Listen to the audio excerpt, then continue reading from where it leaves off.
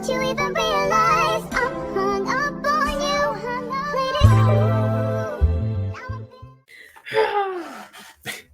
All right, guys, we are back with a podcast. This is my first podcast with my first guest.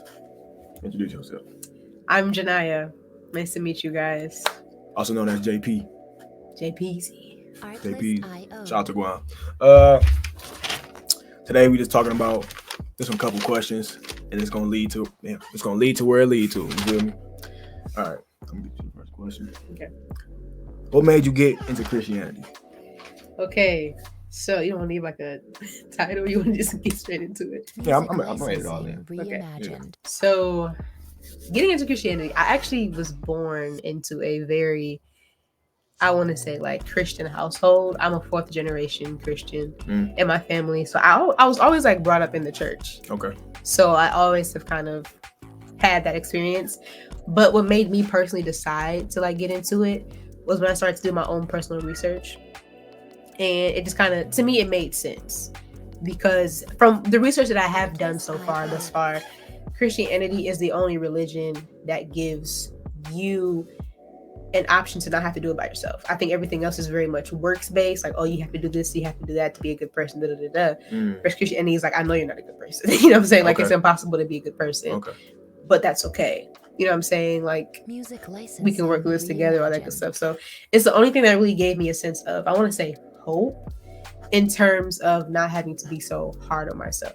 Okay, so when you said with other religions, they have you do stuff literally for you only? Yeah, I would say that it's very not in. I'm not trying to bash no religion. We ain't bashing nothing. We're not bashing nothing. We just want to We're learn. talking about my experience. Exactly. That's it. A lot of other religions, they tend to be very works based in terms of like, you, in order to be a good person, you have to do this, Y, and Z. You can't do X, Y, and Z. Or in order to get into heaven, you have to do X, Y, and Z. But for me, in my mind, I just kind of, it didn't really make sense to have to work for it. I'm like, what I gotta work for it for? You know what I'm saying? Okay. Like, it just didn't really give me a reason to kind of just keep. It's so hard to, like, it's hard because a lot of people say the opposite in terms of like, oh, you know, it gives me a reason to keep going. I have to, I have to, it gives me like discipline, And it's like, I found all of that within Christianity. But I guess what really this is the deciding factor for me is the fact that I don't have to do it alone. I have to do it by myself, if that makes sense. Okay. What you mean by yourself? Like with God or like with other people? Like what you mean? So with God, I feel like what Christianity does for me is I know that the creator of the universe is on my side. Okay. Not only is he on my side, but he's accessible. I feel like a lot of other guys aren't very accessible the way that he is. Like, he's, from what I've like experienced, and even if we're just going outside of the Bible, he's the type of God, from my experience, to come to where I'm at. And I can be in a very low place. I can be in a very dirty place. I can be in a terrible place. But he still loves me enough to be like, all right, I see where you're at. I'm going to come to you, opposed to you having to come to me. You know what I'm saying? Yeah. I think that's what really is the biggest deciding factor for me, because especially growing up, I've always felt very alone and like by myself. I felt very isolated, and like a lot of depression comes from that. It's, you know, being young, not having a lot of friends or genuine friends, I'll say. You have stuff going on in the family. You're just trying to figure yourself out. It can be very lonely. It can be very pressing. It can be very depressing. And the only thing that really got me through was when I was like, all right, God, I'm going to trust you, because I grew up in the church, so I know about you. Right. I just don't know you. Right. So it's like, I'm going to get to know you. And with that, it kind of just gave me kind of like that. That were like release. That like sense relax. of peace I was looking for. Yeah. I got experienced that yesterday. It's the stereotype. I experienced that yesterday when I was so upset. Should I say? I got fired. I got fired from Walmart. Even though I told them the reason, even though I've been there for a year, they don't care, you know? Yeah. And I was always trying to do stuff alone. Always trying to do stuff by myself every time. And it wasn't getting me nowhere. I feel like I was in the same place every time. And it just wasn't working. And finally, God was like, all right, you gonna find out. Strike mine. Right. So Yeah. This is back, y'all. The host I am is back. I am back. And y'all peep my new haircut. Tens across the board. Tens across the board. I will go there and get it, but I don't feel like walking over there. I'll show you at the end. That's all right. So boom. Insert clip here. Has Christianity helped you with self-improvement? 100%. 100%. I think if it wasn't for Christianity, I wouldn't be where I'm at now. Because first we have to look at what self-improvement is. Like, what do you think self-improvement is? Reimagined. Well, you gotta look at the root word of self, right? Mm-hmm. And every time it's not about self. I figured that out yesterday, right? So when I figured out it wasn't just about me and just being better overall, I had to be better with God and let God work through me, right? So I had to figure that out the hard way. I was always been hard-headed, right? And I was like, yeah, I gotta do it by myself. Every time I just gotta keep going by myself, not listen to that head that's telling me to do the right things, right? So when I was doing the things by myself, it would just lead me to rabbit holes. I'm thinking, I'm doing shit right. I'm like, yeah, it just, I can get rid of it. I'll be all right. You know what I'm saying? Not trusting the process. We even talked about trusting the process. Microwave success. Hey. Y'all can't see it. Show it for me. Shout out to the. Can we see it? Music Trust license. Trust the process. You feel me? Okay. Drip coming soon. Very soon. You know. And I was always just stuck in the loop of trying to be better and just not saying that I am better because God wouldn't. Yeah. So, and that's valid. That's real. A lot of people feel that. I think that's a very common feeling right now in today's society too. I feel like a lot of people feel like they have to just always be locked in, always be focused and things like that, which is nothing wrong because it's true. But when I think of self-improvement, I think of constantly bettering myself to be the best version of me possible, right? And for me, the way Christianity has helped me with that is, do you believe in like divine purpose and having like purpose in life and things like that? Yes. Right. So just let me cook. Let her cook. So what? I think say fellas, but never Okay. But like think about it, right? So hypothetically, let's say there is a God, right? Coming from a Christian standpoint, if God is the omnipotent being, all-knowing, all-powerful, everywhere, all that good stuff, and he created you in his image and his likeness, and he has a purpose for you, but he understands exactly what it's going to take to get you there, exactly how it's going to look, including the failures, including the moments where you're like, I'm not really feeling it. Like, he's encompassed everything, including the stupidity. Like, he's encompassed everything, right? But ultimately, he's like, I'm gonna do whatever it takes to get you there. You just have to trust me, right? Whereas if I'm doing it outside of him, I'm going off of what I think my best me is. You know what I'm saying? Yeah. So it's like, in my mind, my best me may be, I'm gonna be rich by 17, or I'm gonna be rich by 23, and I'm gonna have this car, and I'm gonna be married, just be successful. But in God's mind, he understands, okay, if you go on your path, you're rich by 17, you'll be broke by 26 because you don't know how to steward your money. So I got to get you through this to get you there. Or you want to be married here, but you don't know you're not confident enough in yourself or in your partner. So which is going to cause a lot of arguments. You're going to be divorced, things like that. So it's not that my image is a wrong image. It's just without him, what I'm trying to obtain, I won't be able to steward it the right way. Because for me, Christianity kind of keeps me in that mindset we were just talking about this too, like that righteous mindset, that pure mindset, everything like that. Whereas in the world, it's tainted with all types of stuff. Distractions. All types of stuff, y'all. And that'll mess you up.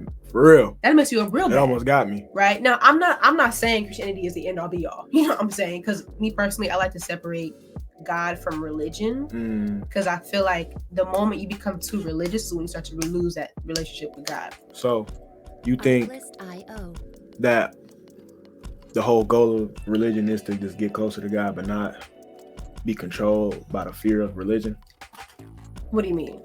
So it's just, at the end of the day, religion is just a key point to God, not only just okay, I can't keep talking. I feel like I know what you're talking about. I feel like you're saying at the end of the day, religion is just like the pinpoint to serve God.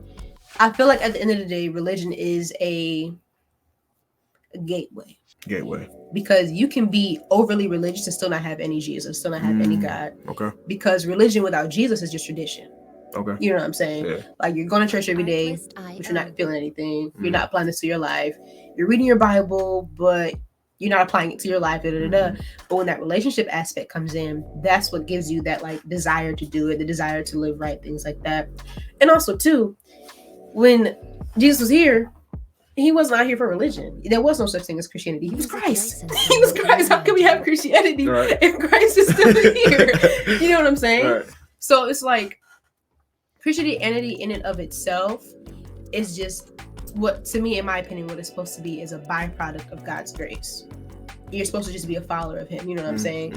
And it gets, side note, Christianity gets like such a bad rep because people don't know how to represent it right. And I know why. Sorry to cut you off. I know why.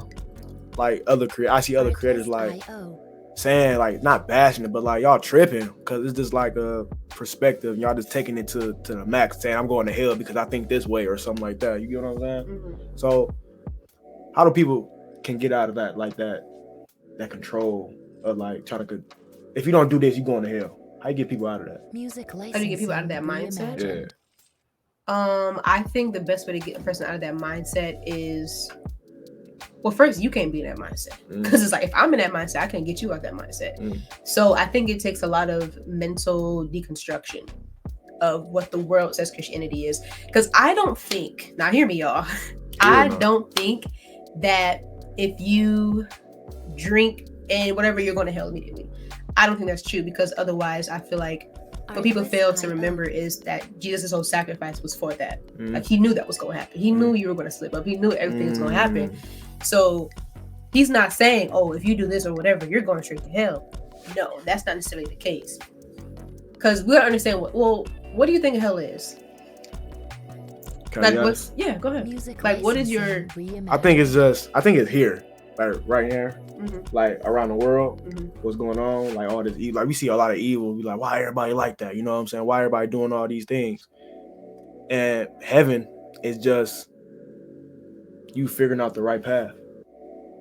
Okay. How you feel about that answer? I mean, that's your answer. I'm not gonna say you're right. I'm not gonna say you're wrong because I've never been to either. Right. So we don't. And that's another thing. I've never been to either. We don't know. Nobody knows until you're gone. Right. So that's the only way you're gonna figure it out. 100%. And that's what, like, the fear aspect come in. They were at fear in your face. You're not doing this right, this right, and you just control. You another bot in a religion. You know what I'm saying? So reimagined. What I would say, from what I believe, is I believe hell is simply just separation from God and all things godly. So, and do I believe that we can have hell on earth? 100%. I believe we're living in a hell on earth right now. I don't think we're. Where is it? Okay. I don't think that. I feel like it is a spiritual place. I don't think that it is a on earth physical place per se, because I believe that when we die, our bodies stay here. Our bodies decompose, whatever. It's our spirits and our souls that separate. So I believe hell to just be separation from God eternally. And I believe that heaven is eternal cohabitation with God eternally. So when people say that, like, if you don't do this, you're going to be separated from God forever, that's a reach, because I feel like Jesus' death paid for that. You know what I'm saying? So to get out of that mindset, the only thing I can recommend a person to do would be to study it for yourself. Because I don't ever want a person to talk to me and I say something and then they take my word for gospel. They take my word for scripture, because it's not. Because I believe at the end of the day, the Bible was meant for you to read and interpret it yourself. Obviously, along with the guidance of the Holy Spirit and things of that nature. But I don't think that your decision to live a Christian life should be based off of my words, because I told you to. Okay. Because then it's not genuine. Right. Which defeats the whole purpose. You know what I'm saying? So, what was the question? Because I'm just talking. No, that's we just talking. No, that's how we get the good we stuff. Just you know talking. what I'm saying? How does Christian? Damn, what were we at? Was it self-improvement? Yeah, it was. Okay, back to self-improvement, because we talk about something completely different. But you know, in this aspect, people might just learn something from that, not just off that question. You know, so that's it's nothing bad.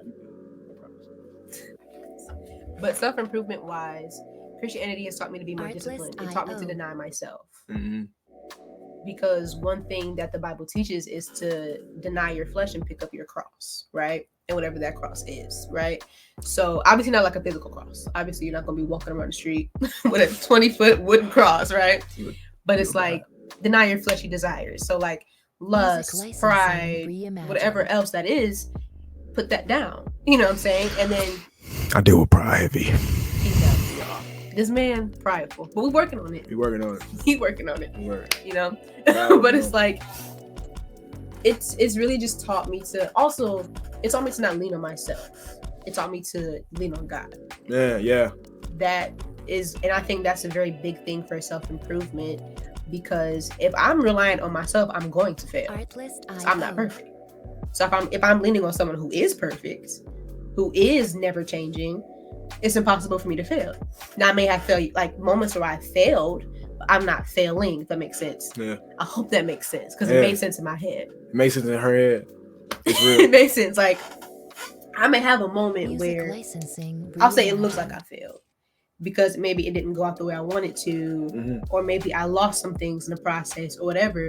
But at the end of the day, it's just a part of a bigger grand scheme of things. Like me personally, I don't think that anything bad that happens is to harm you. It may hurt. It may like be negative. Yeah. But I think everything that you go through is to build you. Yeah. So that way, when you get to that level, whatever that level may be, you're able to sustain it, because you've already been through the failures. You've already been through the heartaches and everything. That's what led us to this moment, to be honest. Yeah. Am I wrong? No, it's real. Right. So we getting it right every day. Leave it alone. Leave it alone. You're gonna go out there. You're gonna go out there and start crying. You're gonna try to unplug my heat. It's cold in here, bro. Come on. You trying to unplug your heat? Yeah, look at him. Plotting. Oh, oops. All right, move on to the next question. We're on question 4. No, 3. How do you deal with adversity and challenges? I don't. That's the key. I don't deal with it. What you mean? I want to know. Like adversity and challenges. Okay, so you guys know I'm not saying I'm the smartest girl. I'm not saying none of that. But I'm very biblically oriented in terms of what my responses are, because that's what I believe in. It's my opinion. Okay? Jesus. But in terms of dealing with adversity and things like that, the Bible talks about how, well, Jesus said himself, he was like, the world's going to hate you because they hated me first. So I can't, when I made that decision to be a Christian, I'm like, all right, things are going to change. You know what I'm saying? Like, it's not going to be peaches and cream and everybody's not going to love me. And that's okay. So in terms of dealing with it, when I say that I don't, I kind of just, it's hard to explain, because it's like I just don't know how to put my words together. I literally just keep pushing. You know what I'm saying? Like I don't let negative things weigh me down so bad to the point where it like stalls me. Ep.1. Okay. Like I feel things a lot. Right. I feel a lot of things. There's nothing wrong with feeling and experiencing your emotions. Don't say I'm saying to shut your emotions off, because that's not what I'm saying. I don't agree with that. But what I'm saying is I may feel this type of way. I may feel X, Y, and Z, but I know at the end of the day, all things work together. So whatever this challenge is, again, it's not to hurt me, it's to build me. So I'm just constantly in that mindset of like, all right, it hurts. I've been here for a little bit. Okay. But I got to keep going, because that's real. This isn't, you know? This ain't peaches and cream. This ain't peaches and cream. So I got to keep going until it is peaches and cream, you know? I hope that works. I try to fight everything. I know it's bad, but I've done it, and I know it led me to spots. I'm like, bro, how much fighting do I gotta do until I reach my point? The whole time, like you said, you just how would you say, deal with it, or just go, just keep going forward. But with that though, I don't want you to mistake my keep pushing through to music licensing, putting yourself in a position to where you're always in survival mode. Because if you're always in survival mode, that's all you're ever going to do is survive, because that's the mode you're in. So you got to be able to experience what you've gone through, take time and be like, okay, I feel like this is what I went through. It hurt me like this, or hurt me like that. And to be honest, one of the biggest way I deal with adversity is challenges is I go back to God, because I'm like, look, you put me here. What do you want from me? You know what I'm saying? Same like, question I had. You know what I'm saying? And it's like, I'm just being real. Like, I'm uncomfortable here, but I know you're able. So I'm like, take it, please. Take you know what I'm saying? Like, reimagined. So I would say that's how I deal with my adversity and things like that. And Prayer has helped me a lot. How do you go about praying? Like, what do you say if you don't mind me asking? Well, I don't have a script. You just go off your. I talk to him like how I'm talking to you right now, and I think that's where a lot of Christians go wrong. They think that it has to be a script. Oh, Heavenly Father, please hear me. I'm here on my knees. There's a time and place for all that. You know what I'm saying? You don't always got to be. My first lady, we were talking about it. She was like, you don't always got to be in sackcloth and ashes. You know what I'm saying? Like, you can just talk to the man, and that's real. Like, we go through so much on a day-to-day basis. We go through a lot on a day-to-day basis, emotionally, physically, mentally, spiritually. We're always struggling, y'all. We're always going through it. So we don't always have time to soak and just be crying and throwing up and talking to God, right? Sometimes it's a simple, God, look, I tried. I don't know what you want from me. And he values that because it's conversation.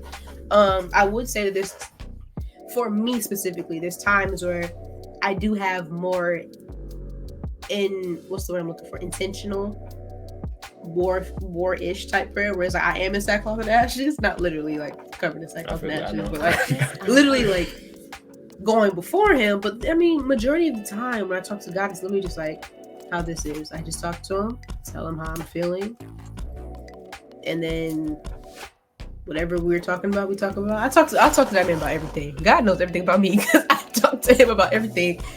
And music license. Also, too, what I'm trying to make a habit of is sitting and waiting for a response. Okay. And when I say sitting and waiting for a response, I don't mean literally sitting down and waiting for the audible voice of God to come in my right ear when I get done talking. I mean, sometimes just sitting, it's like gain a sense of peace, gain enough peace to be like, okay, he has it. So how do you discern the voice? Like, what can you say of what it sounds like? His voice? I think it's trying to turn it down. Like, what can a person look out for to listen to that voice? Like, what can you do? Well, I think you have to be in a position and be ready for it. Because from experience, God will never talk to you in a way that doesn't sound like him. You know what I'm saying?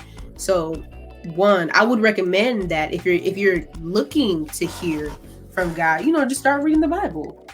And that way you can get a kind of like a sense of how he talks, what he says. You know what I'm saying? It doesn't have to be King James, where it's like thou, this, thus, doest. It doesn't have to be all that. But like just in terms of how he communicates to his people. And then also too, I think it's important to know that God doesn't just talk audibly. So he talks in any way possible. Sometimes it's a sign. Sometimes it's a dream. A lot of people are dreamers and don't even realize it. I feel like every time there's a dream that you vividly remember, I don't always think it's God, but I always think it is something spiritual. I just think dreams is a very spiritual realm. Sometimes you can be looking outside and you get a revelation from like a bird in a tree, because God, in my opinion, God is always speaking, so I think you should just be open to the signs. And the question that you asked, how does one get open to the signs? You have to know the voice, you know what I'm saying? And it's always going to be like an internal thing. Sometimes it may be an external voice. Sometimes like God can speak through other people. Yeah. But that's why you got to know what he sounds like. Okay. So do people have that like natural feeling of like knowing like, damn, that don't sound like me? Yeah.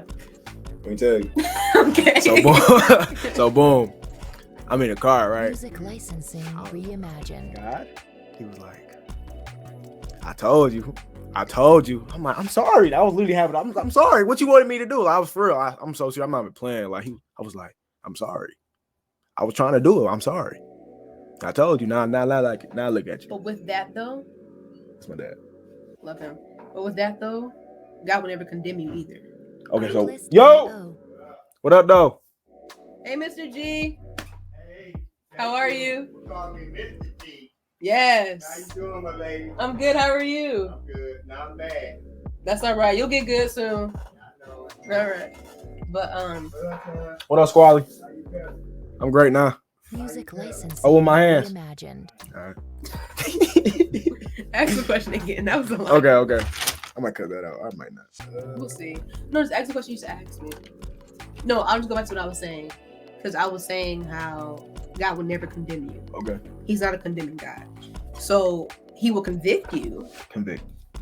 Yes. Conviction, the best way to describe it too, condemnation makes you feel bad, regretful, guilt, the worst feeling ever. Whereas convicting, it feels more like a correction, where it's like, I probably shouldn't be doing this. Or it always gives you a hope. It always gives you hope. So like, for example, if you are at a party you shouldn't be at, right? Conviction would be like, I gotta leave. Yeah. This is not where I'm supposed to be. You don't feel bad. You're just like, Music I'm not supposed to be here. Like, I need to go home. And it's like, even if nothing bad happens at the party, you don't know what was going on spiritually. You know what I'm saying? Like, for you, because you're not supposed to be here.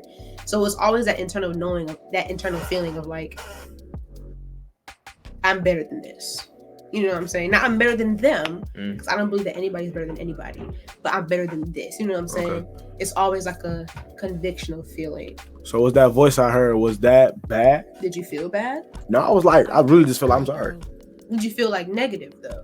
Then I wouldn't say it was, I would say it was God then. When he was like, I told you. Like, yeah. I told you. You good though. Yeah. I told you. Yeah. As long as you didn't, like, because again, he just would never condemn you. And you know what that feels like, being condemned. Yeah. So. There you go. There we have it. You know? There we have it, folks. There we have it. So, his first encounter. I probably had so many encounters, and I was just ignoring it. Thinking just like, this is my head. It's always going to be like a still. It's never going to be nothing like, I told you. It's like a gentle reminder. Now, there are some times where it's like, when he's really trying to get it to you, again, it's not like condemning, but it's like one of those feelings you just can't shake. It's like, it's in my ears. Someone's talking to me. Please. The voices. The voices. Oh my God. Like, the voices. It's never going to be anything that makes you feel bad. Okay. You know. All right, but you still see my gray hair? I do. That's good though. Permanent Wisdom. Yes. Okay. Moving on to the next question. Reimagined. What habits and routines led you to this moment? What habits and routines led me to this moment? Precisely. What moment? The moment that we're in right now, sitting right here. What habits and routines led me here? I don't know. I couldn't say that any habits or routines led me here. If we're talking about where I am as a person, yeah. Okay, I can talk. I probably was self-centered in that question a lot. I don't know. It's not that you self-centered. You just made it very literal. Like, what led you here? And I would be like, okay, well, where I went to work. Like, I would have started like from literally how I got here. But what habits and routines led me in this moment? Habits. Are you talking negative or are you talking positive? Music licensing reimagined. Anything. Because I feel like to where I'm at, a lot of bad habits led me here. In terms of, because I would say I'm in a very good spot, but a lot of bad habits led me here. Because in a way, it kind of pushed me to dive deeper into like that relationship with God and Jesus himself. I would say one habit that I would have would be shutting off emotionally. Like I wouldn't talk about anything because I felt like I didn't have an outlet, or I felt like I could talk to somebody, but because of we're so different, they wouldn't understand. You know what I'm saying? Or I just feel like I just couldn't. You know, like I felt like, especially growing up, you know a little bit about like my backstory and stuff. I felt like I always had to be that person who was always smiling and was always just happy and just cheering and just holding everybody up. I felt like I couldn't be the one to break. I felt like I literally felt like I had nobody else to go to. So that was a bad habit, which ultimately pushed me into like seeking Jesus. Because like I said, I felt very lonely. Like it was bad. Your girl was struggling. I feel that. And he was the only one who was like, I'm not expecting anything out of you right now. Just be yourself. You know what I'm saying? Yeah. And that's one of the bad habits that led me here. Another one is I had a lot of lustful thoughts and a lot of lustful habits and things like that I used as coping mechanisms. Not because I desired it so, because I hated doing it. Yeah. It's just for that moment, it made me feel great. Until after the moment where I feel even worse now. You know what I'm saying? And reimagined. Even then, he was like, I'm not mad at you. I want you to stop doing this because it doesn't do anything for you. So help have you feel empty afterward. And he was like, but there's a certain void that I can feel in terms of like peace and stuff. But that was another bad habit that led me to Christ. Good habits, I would say, is because I was so determined to not be where I was at the next year, if that makes sense. Like, you know how you have those thought processes where it's like 3 months from now I'm not gonna be here or whatever. I had one of those mindsets, and I was like, I don't like it here. I don't feel good here. That's because I was doing it by myself. I was carrying a lot by myself. Like when we first met, what was that, 2021, 2022? I was carrying a lot. Like, you was a different person? I wouldn't say I was a different person. I just had a lot on my plate. I had a lot. And because of that, it was a lot of pressure. I feel like I had to be the perfect child, the perfect sister, the perfect granddaughter, the perfect worker. It was just so many different things that I couldn't amount to. It was like leading down to so many emotions. Yes, and I already didn't talk about my emotions, so I was like a bottle ready to explode. Ticking time bomb. Literally. So I would say that's all of that compiled up is what led me here, because ultimately that pushed me to my decisions where it's like, all right, I'm gonna just give God all or nothing. It's like, because if I can't give him all, he can't do nothing with it. So I gotta give it either all or nothing. Like I remember sitting in my room. I was having a mental breakdown, I'm not gonna lie. I remember sitting in my room, crying my eyes out, and everybody was asleep. So it was a perfect time to do it. I was just like crying my eyes out in my room. And I was literally like, God, I've been talking to people about you. Like, I've always just been such a good, in my mind, such a good example of what a Christian should be. But I'm struggling right now. Like, I don't believe half the stuff I'm saying. And I'm like, but you know, like, have you ever had that like internal feeling like, I know you're there. I don't feel like you're here right now, but I know you're there. I feel it, yeah. I had that thing. And I was like, I know you're there. So I was like, I'm gonna just give you everything. I'm talking like my stress, everything I was dealing with, what I was carrying. I just was naming everything. I was probably in my room for like 15 minutes just saying, I'm giving this to you, I'm giving that to you, I'm giving this to you, I'm giving that to you. And literally after that, because I remember I ended it by saying, I was like, when I wake up tomorrow, I want to be a completely different person. Like, I don't want any of this to carry over. Like, I'm giving all of this to you because I can't do it. And I remember literally waking up the next day feeling like a completely different person. Like, I felt lighter. I felt joy. You know what I'm saying? Like, I just felt great. Like, I wasn't just crying my eyes out at 3 o'clock in the morning the night before, you know? Yeah. Like, the only thing that showed I was crying was my eyes because they were puffy. But it was like, everything after that, like, I felt a big release. Yes. And it wasn't like one of those releases where it's like, oh, I just cried, I feel great. It was like something changed. Like, it was like an internal knowing, like, okay, I'm not what I was. You know what I'm saying? So that all of that led up to where I'm at now. I'm gonna tell you my story. So I gotta let this nigga count. You instantly connected, and ever since then, you've always just been closer than friends. That's like, my sister. Yeah, it's my sister. So what happens to let me in this moment was I had a real bad addiction to that site.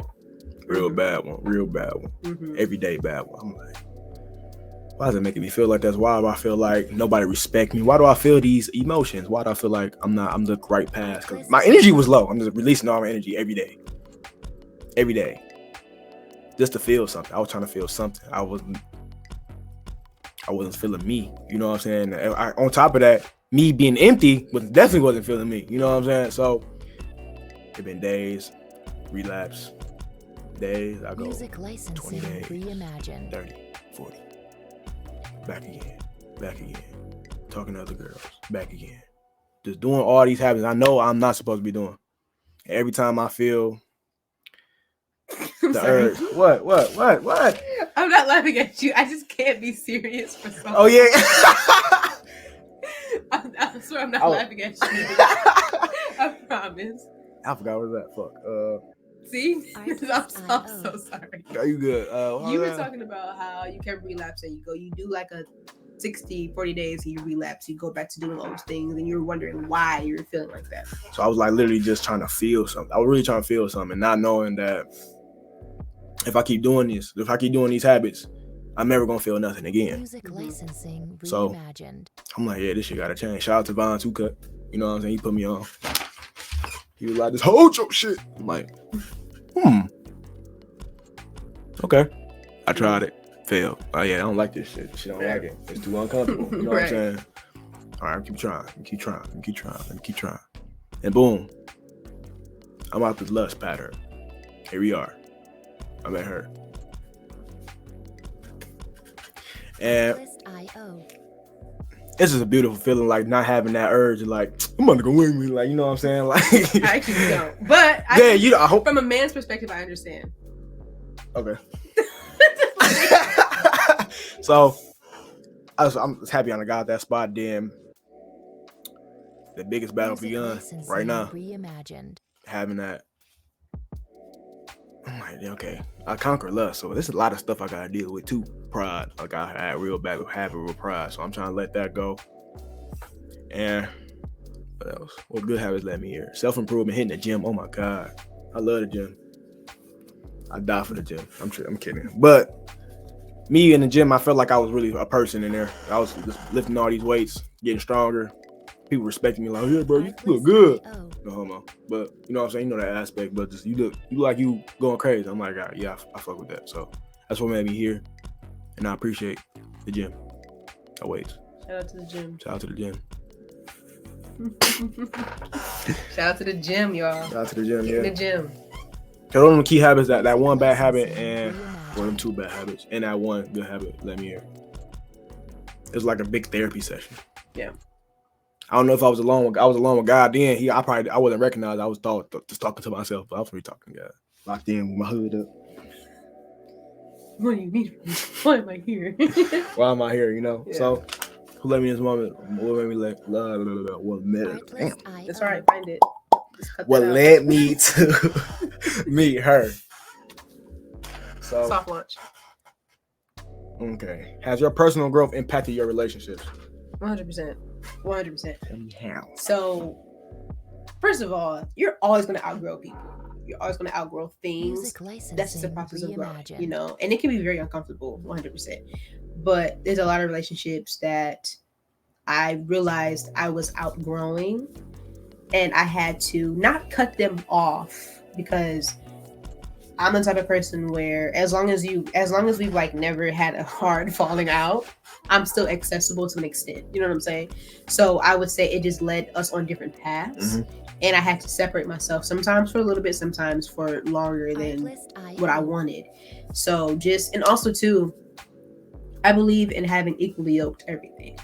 So equally yoked. What I mean by that is being on the same, we may not be on the same level, but that same mindset. A lot of our desires are the same. So a lot of my friends, or people that I was around, I should say, they had very, I don't want to say like negative mindsets. That's not what I want to say. But we weren't focused on the same things, is what I'm saying. Okay. Without saying too much, we weren't focused on the same thing. And I always knew, and I'm not bragging, I'm very humble. I'm not saying that just to be humble, but I'm very humble. Ask them. But it's just one of those things. it's just one of those things where it's like, you know that what you're called to isn't that. And I just knew that by me being there, it wasn't doing anything for me. It wasn't doing anything for them. And in order for me to continue growing, I had to separate myself. And a lot of it hurt because it was a lot of people who I really thought were like my people. Mm-hmm. But so yeah, I would just say yeah. Reimagined. So I feel like I'm not gonna say no names, but I love them to death. If it wasn't for the moments of realization while I was on them trees, of that heightened sense, I don't know if it's even heightened sense. What? Nah, but that heightened sense, I'm like, bro, I'm doing something totally different. I'm not supposed to be doing this at all. I gotta leave. I gotta do something better. If I keep going down this path, I'm gonna be fucked up. I'm gonna be cooked. So I'm like, I slowly but surely separated myself with no hard feelings. I don't hang around no more. I can't. I'm good, you know. But it wasn't to the point of hate. I'm like, I hate y'all. I hate you. Like, nah. It was just the point of something got switched. I can't do this. I'm not like that. I'm not y'all. I'm sorry. You know what I'm saying? And me growing, me being that motivating factor, they see the videos, see what I'm doing, it's making them want to change or even having the effort to change. And I love that. You know what I'm saying? Because I like helping people. I like motivating people. You know what I'm saying? So me being in that that position I'm in now to motivate people, I love that. So if I didn't switch, a lot of people be doing the same. A lot of people been doing the same habits, you know, and I don't want that. You feel me? And it was that environment of just certain people, what they bring around. I'm not saying everybody bad, but that environment, it can lead to something real bad.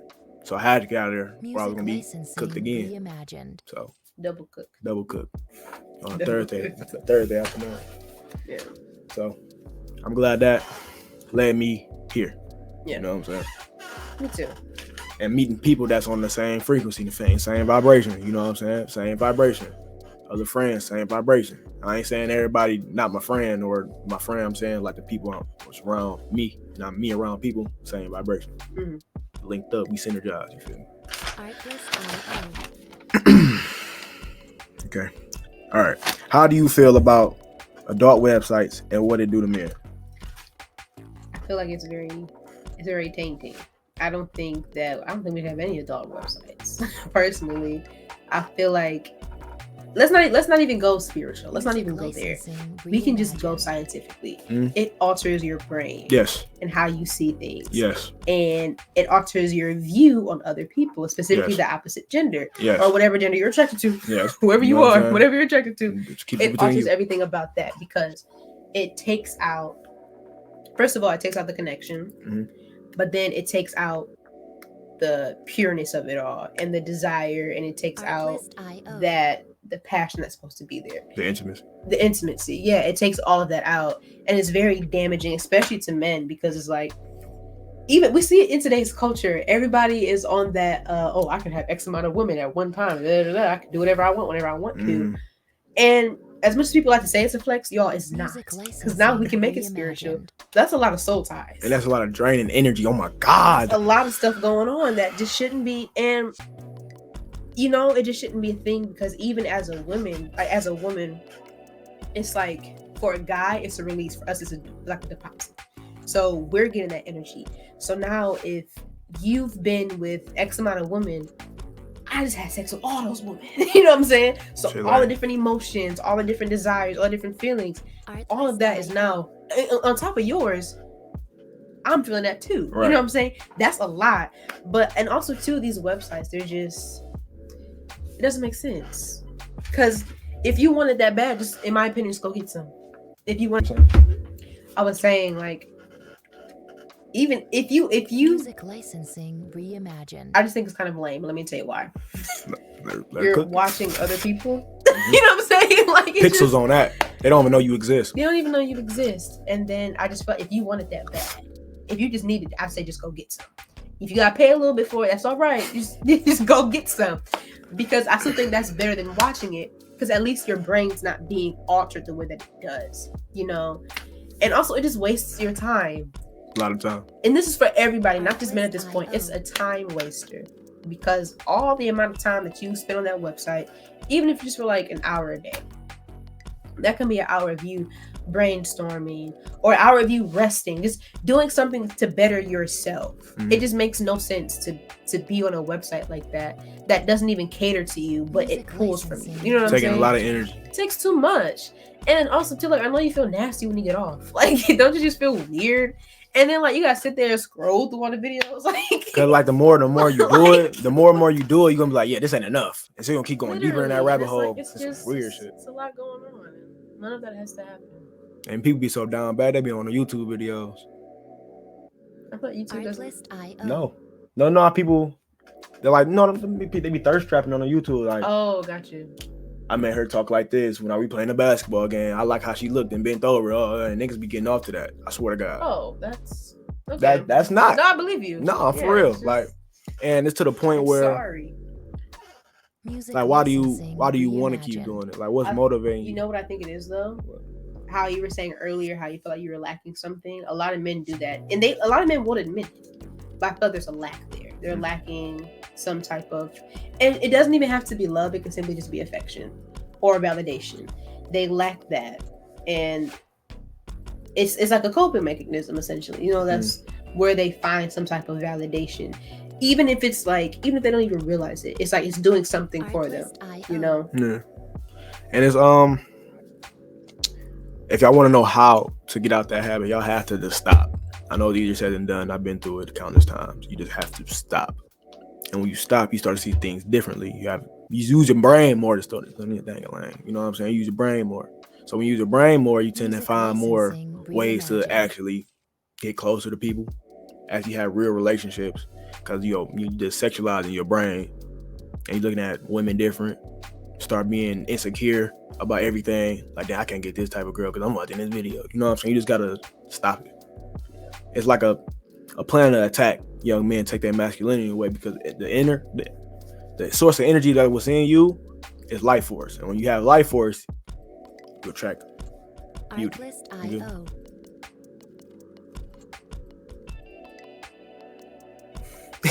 Lock in. So yeah. So that's my take on that. All right. Final question. How do you get closer to God?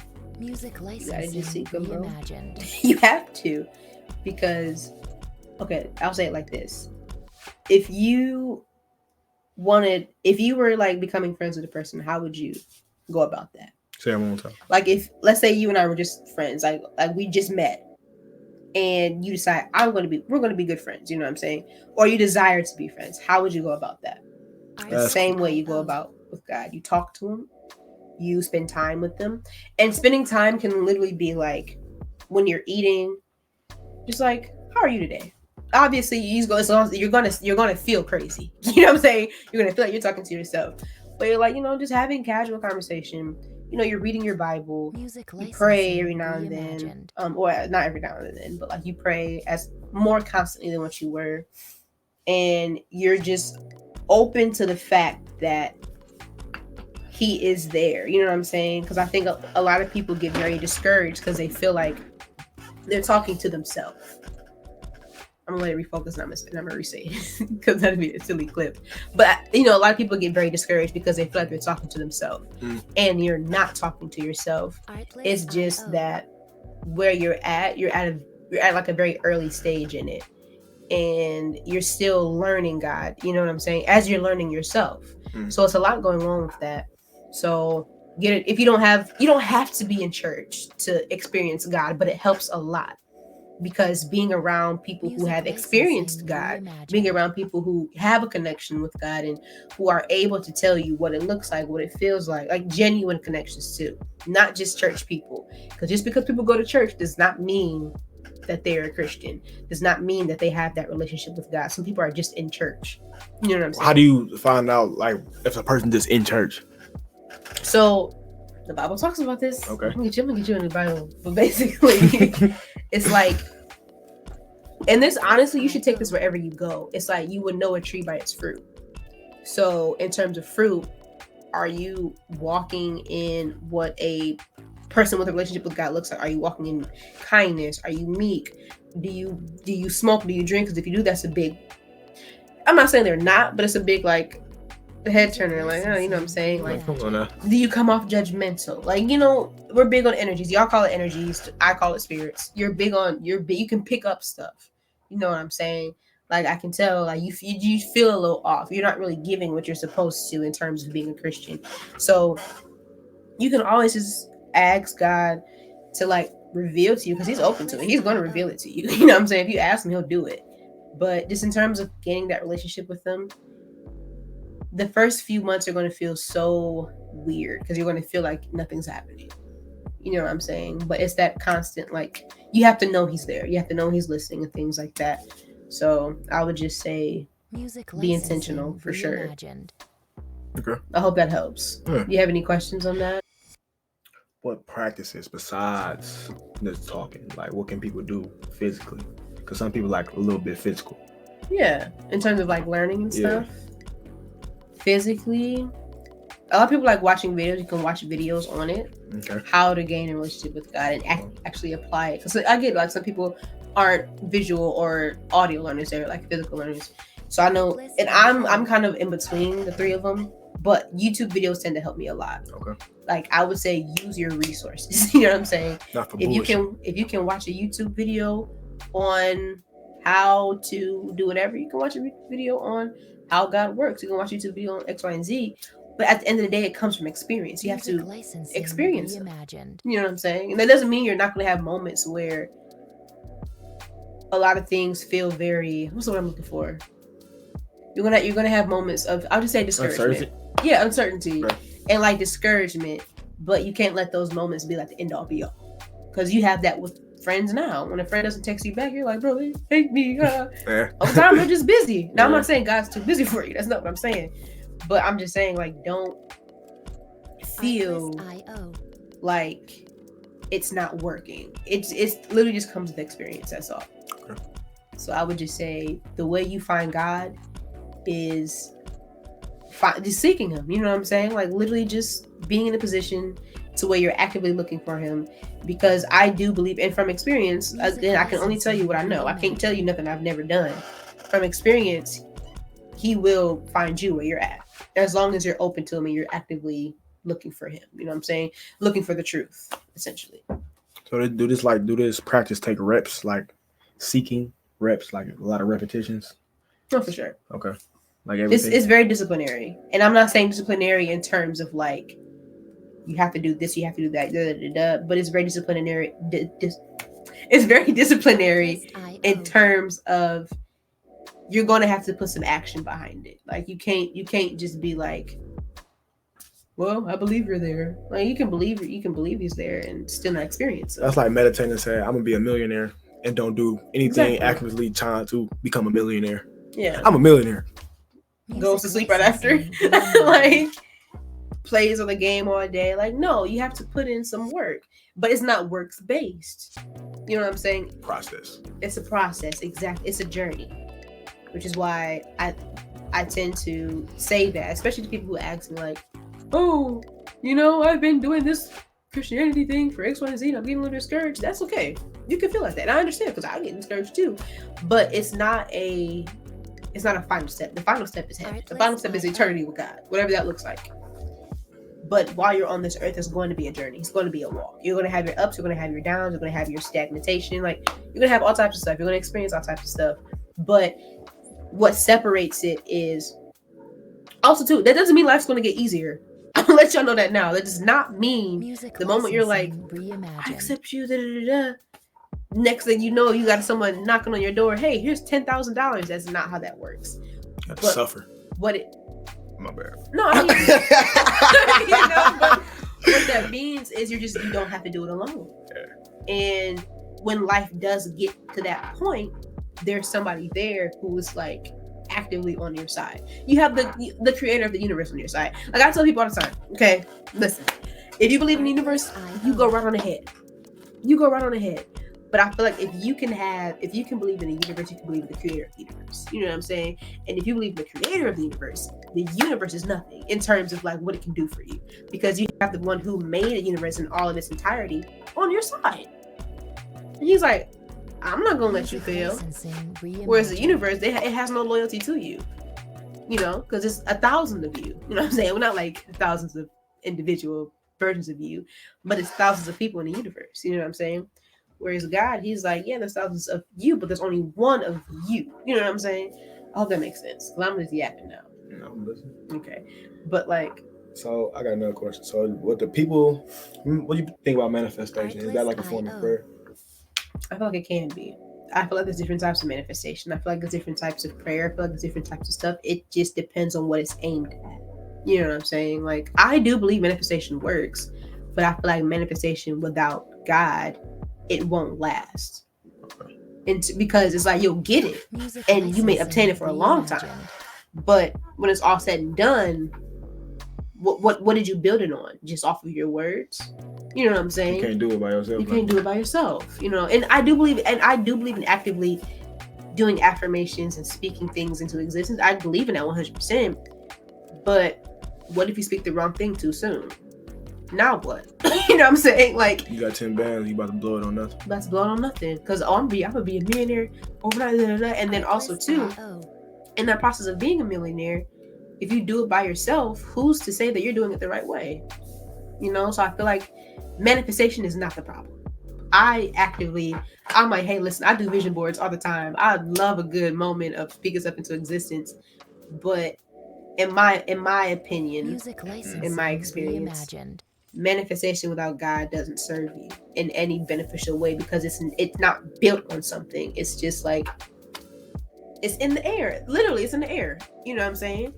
But manifestation with God, in a way, it's like whatever you're saying is within His will. So it's like if His will, His will is ultimately for you to succeed. It's like for your welfare, essentially, right? So if you're like, okay, God, I want to be, or I believe I'm gonna be X, Y, and Z, da da da da.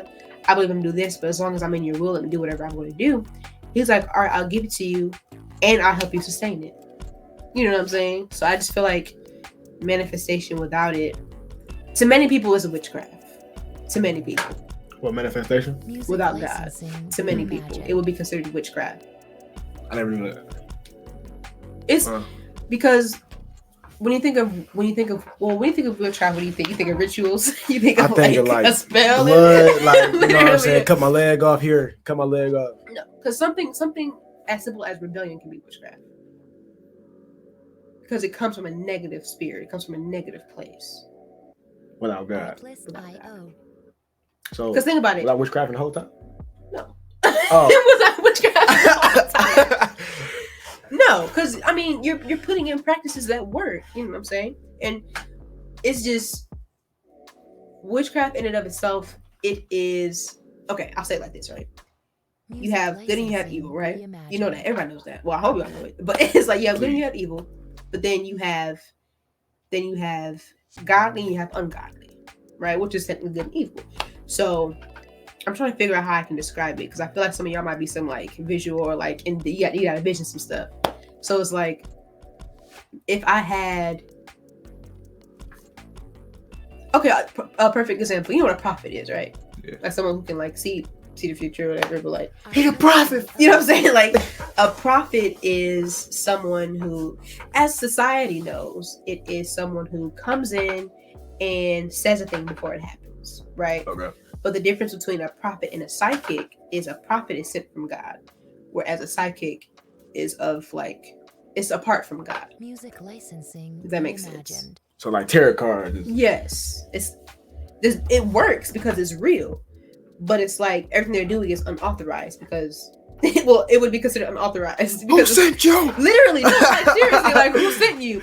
Because it's like me personally, and I'm not saying this to get y'all. One thing I always tell him is like I'm not saying this to convert nobody. You know what I'm saying? That's never my goal is to convert you. Because like I said earlier, if you believe in something, I hope you believe in it because you've experienced it. Okay, not because I told you. Because I'm just a girl in the world. You know what I'm saying? But like a lot of times people go to these people like these psychics and these tarot readers and things like that, not knowing that they're operating in familiar spirits and self and things like that. None of that is to glorify you. None of that is to glorify God. None of that is to build you. And I just think that a lot of that stuff is very dangerous. It can be very dangerous, is what I would say. It can be very, very, very dangerous. So going to that aspect, what about shadow work? What's your opinion on shadow work? I don't think shadow work is inherently bad. Okay. I think it can get very dangerous and things like that because, in my opinion, shadow work is supposed to be something that also too I don't know enough about shadow work to say if it's good or bad. I can just go off of what I know. But what I will say is music licensing. If this is how I tend to judge things, right? If I don't know enough about the product, I tend to look at who buys the product a lot. And I see a lot of people who are into witchcraft doing shadow work. So I don't know a lot about shadow work, but if y'all are doing it, it's probably something I shouldn't be indulging in. Okay. So like, what is shadow work? So to my experience, it's just trying to heal your little child, like what you've been through. Your inner child and things like that. Like, so how do you do that? Like, what is it? What can you do? You can visual meditation, you talking to your inner child, going back to a moment in your trauma, your childhood where you experienced trauma and just accept it. You know what I'm saying? A lot of people don't accept their trauma or try to move past it. That's why they be stuck and so mad and angry and trying to take it out on others. You know what I'm saying? So it's basically just going back, visualizing. It's really just it's like a visualizing exercise. That's all it is. Reimagined. Okay. You know what I'm saying? It's probably deeper. That's to my knowledge. When you say visualizing, like, are you saying actively going into a state where you're there in a sense. So so you just sit back, meditate, you gotta get in that. So like astral projection? Not necessarily. I never asked. Well, I probably did, but don't know. But I don't necessarily think it's astral projection. Just like visualize that you know what happened because it's so vivid because it's trauma, right? So you go back, try to get relaxed as you can, and go back to just see what happened and be like, you good, bro. You right here. You know what I'm saying? It's nothing to be mad about, sad about. Of course it hurt, you can't forget it, but you just gotta accept it. That's all it is. Okay. You know what I'm saying? Heal from it and make you stronger. Like find what aspects in that trauma made you stronger. You know what I'm saying? Like what can you do? Can't just dwell on it. Music licensing. Well, again, I don't know enough about it to say if it's inherently good or bad. Okay. But I wouldn't astral project personally. I don't know how I tried it. I ain't gonna lie. I tried to do it in my bed. Try to just let my body go so numb. And I was trying to. My man go with the astral project. Where'd you want to go? I just wanted to fly. I just wanted to fly. That's all I wanted to do. I just think that can be very dangerous, in my opinion. You get stuck there. Well, you're entering into a spirit realm. And it's technically like a dream. And there's no dream astral projection. No, astral projection is like an actual thing where it's like, for example, you can astral project into another person's house. Mm-hmm. You know what I'm saying? And that can be like you're entering into a whole different realm, which is why I think it's dangerous because it's like you never know. You never know what's gonna happen. And now, not only that, but you're leaving your body unattended. So it's like, or if you pray before you do it. I mean, I just don't think God's gonna be like, oh yeah, go astral project. I just don't think he'll be like, oh yeah, it's gonna be fun. Let's go. Okay, I heard somebody say. like I just don't think that's. I heard Vaughn. I listen to Vaughn a lot because he inspired me. So yes, he has said, astral projection is you go into another part of your mind. It's to an extent. To an extent. But there's also astral projecting is a very tricky topic because it's one of those things that's so multi-leveled and so multifaceted. So all astral projection, from my knowledge, and I don't do it, so I could be wrong. Okay, again, don't look at me, look it up. I never did it. I tried it. Astral projection, from my experience, is when you are no longer. It's like you're in a different state, a different being, where it's like you're outside of your body, like that feeling of being outside of your body. Okay. Which is why I think it's very dangerous, because I think by the spirit realm being so real, if you don't have any like covering or any backing, who's to stop what's around you from affecting you or harming your body or whatever? Like you're opening yourself up to someone, which is why I don't smoke or get high, because I'm opening up so many senses at one time. Yeah. And I'm not being 100%. Nobody's strong enough to do all that. Like I'm gonna be honest with you. You can be one of the biggest stoners in the world. All it takes is that one experience with that one encounter, with that one thing, and now you messed up. You know what I'm saying? Because the spirit realm is so much realer than the natural realm. You know what I'm saying? So I just personally, I would be out here outside my body if I. So like, what if your spirit like super strong? Like, how do you know your spirit is strong? You never know. I mean, no, you can know. It's just by me still learning. I wouldn't say I have a super strong spirit right now. I would say I'm strong in terms of what I know.